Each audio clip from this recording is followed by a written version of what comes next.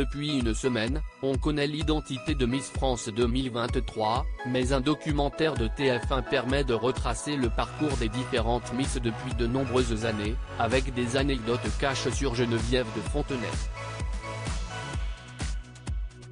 La dame au chapeau a encore frappé. C'était il y a tout juste une semaine, le samedi 17 décembre dernier, la France désignait Miss France 2023.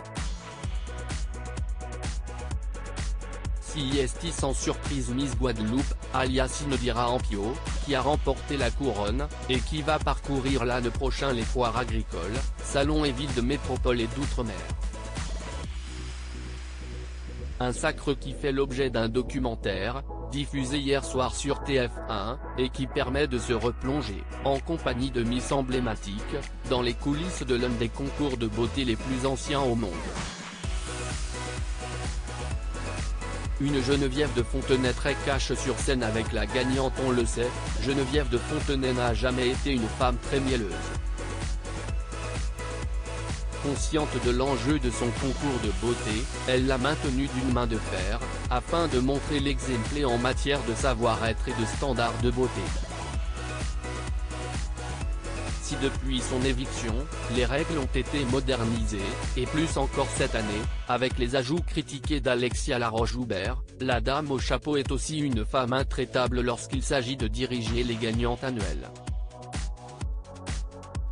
Dans le documentaire Miss France, dans les secrets du concours, on peut ainsi entendre Sonia Rolland, Miss France 2000, raconter ce que lui a dit Geneviève de Fontenay lors de son sac « Souriez, la France vous regarde ». Même constat pour Cindy Fabre, qui a récupéré le poste de Sylvie Tellier au sein du comité, qui s'est rendu compte qu'elle avait gagné lorsque l'ancienne patronne lui a lancé un benefait coucou.